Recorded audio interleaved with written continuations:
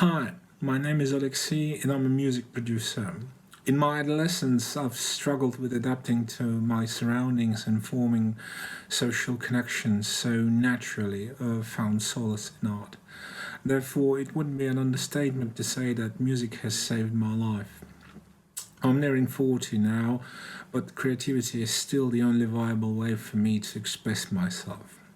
I love making music about how I feel, what I see, observe, and experience, and I'm actively looking for ways beyond the musical form itself to involve others into creative process and to form a stronger connection with the audience. My story starts the same way as every other civilian, with a phone call early in the morning stating that the war has begun.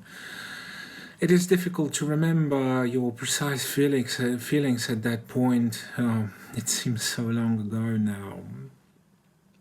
For about a month before it all started, I could feel the tension and anxiety reading the reports of things brewing.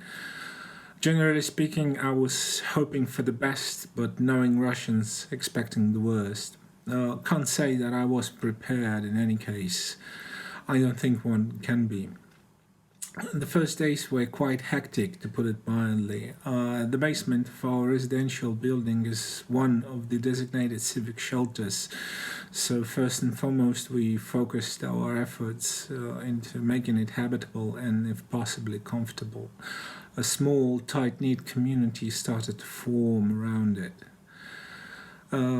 People who from buildings nearby who used to be strangers passing by in our yard became friends. The care that we took of each other was hugely inspiring. Almost everyone had the groceries lists for everyone else. We shared meds, every possible necessities to support each other and help each other to pull through. I've transformed my laptop, my studio laptop, into a gaming one so that the boys in the shelter could have some semblance of fun and take their minds off things. Sometimes a hot cup of coffee made someone's day. Slowly, the walls of the shelter began being filled with posters. It was kids' posters against the war, right alongside the Ukrainian flag, which appeared there first. I've had to make precautions with my studio equipment to make sure that it could be saved. So even if I might lose a place to live, I wouldn't lose the reasons to live at all. The creative process and all professional activity came to a halt because war takes away those desires and incapacitates you. But as the danger in Kiev subsided, I slowly began returning to my more usual self.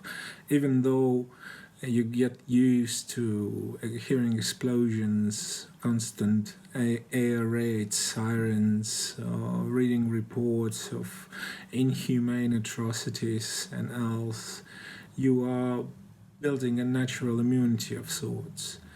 I've stayed in Kiev mainly because of my mum. She refused to leave home and I refused to leave her. If we are spared the worst of this war, we are going to stay where we are.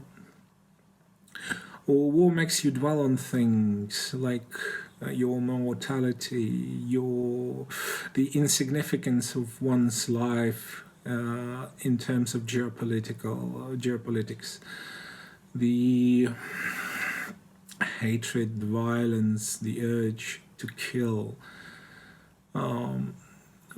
War makes you question a lot of things in your life that you do, but in truth, it also stiffens your resolves and fills you with pride.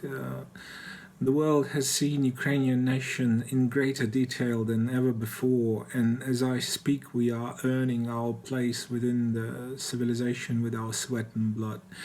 Each of us has their own battlefield, and not all of those battlefields are contested with rockets and bullets, but with minds and souls. We have hearts, so we can be conquered. We only can be exterminated.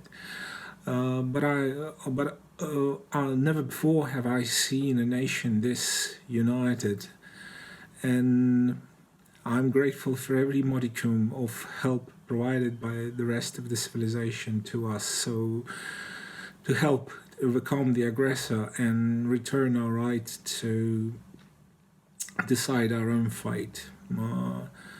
Time will tell whether that would be enough for victory.